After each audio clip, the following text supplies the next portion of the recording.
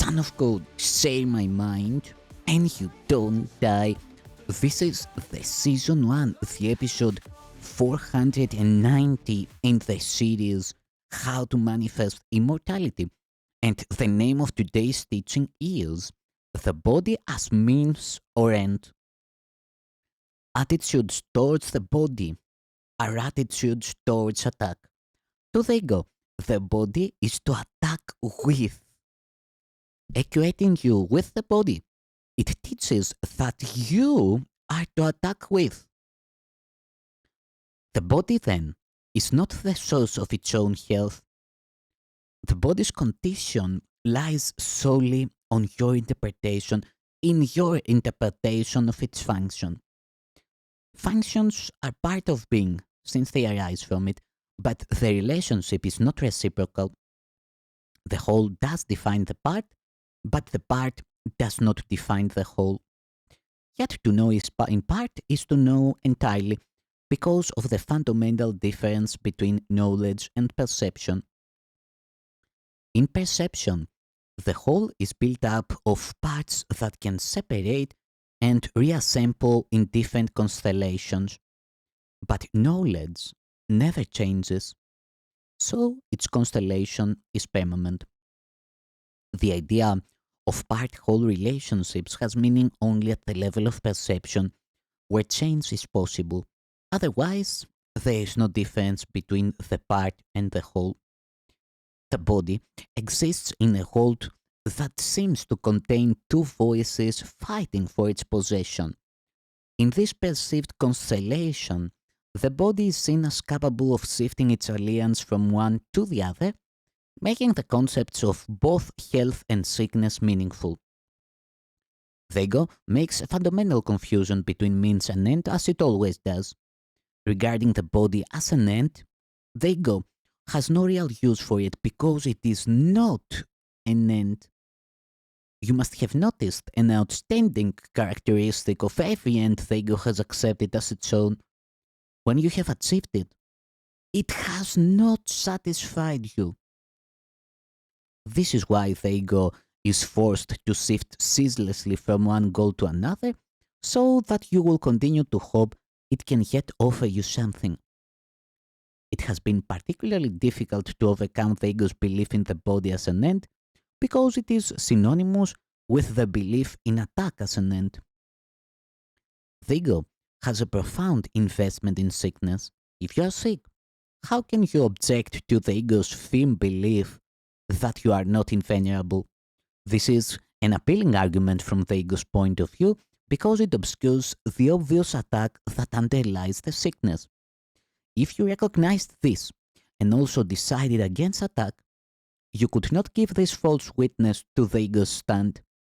It is hard to perceive sickness as a false witness because you do not realize that it is entirely out of keeping with what you want. This witness, then, appears to be innocent and trustworthy because you have not seriously cross-examined him. If you had, you would not consider sickness such a strong witness on behalf of the ego's views. A more honest statement would be that those who want the ego are predisposed to defend it. Therefore, the choice of witnesses should be suspect from the beginning. The ego does not call upon witnesses who would disagree with its case, nor does the Holy Spirit. I have said that judgment is the function of the Holy Spirit and one he is perfectly equipped to fulfill.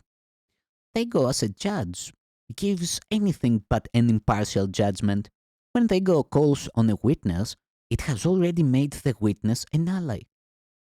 It is still true that the body has no function of itself because it is not an end. The ego, however, establishes it as an end because, as such, its true function is obscured. This is the purpose of everything the ego does. Its sole aim is to lose sight of the function of everything. A sick body does not make any sense. It could not make sense because sickness is not what the body is for. Sickness is meaningful only if the two basic premises on which the ego's interpretation of the body rests are true.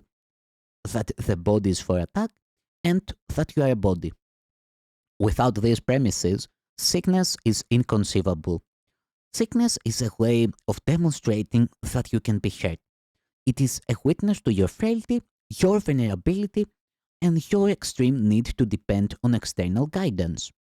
The ego uses this as its best argument for your need for its guidance. It dictates endless prescriptions for avoiding catastrophic outcomes. The Holy Spirit, perfectly aware of the same situation, does not bother to analyze it at all. If data are meaningless, there is no point in analyzing them. The function of truth is to collect information that is true. Any way you handle error results in nothing. The more complicated the results become, the harder it may be to recognize their nothingness. But it is not necessary to examine all possible outcomes to which premises give rise in order to judge them truly. A learning device is not a teacher. It cannot tell you how you feel. You do not know how you feel because you have accepted the ego's confusion. And you therefore believe that a learning device can tell you how you feel. Sickness is merely another example of your insistence on asking guidance of a teacher who does not know the answer. The ego is incapable of knowing how you feel. When I said that the ego does not know anything, I said the one thing about the ego that is wholly true. But there is a corollary. If only knowledge has being, and the ego has no knowledge, then the ego has no being. You might well ask how the voice of something that does not exist can be so insistent. Have you thought about the distorting power of something you want, even if it is not real? There are many instances of how what you want distorts perception. No one can doubt the ego's skill in building up false cases, nor can anyone doubt your willingness to listen until you choose not to accept anything except truth.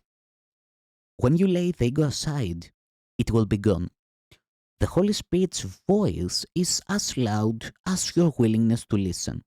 It cannot be louder without violating your freedom of choice, which the Holy Spirit seeks to restore, never to undermine.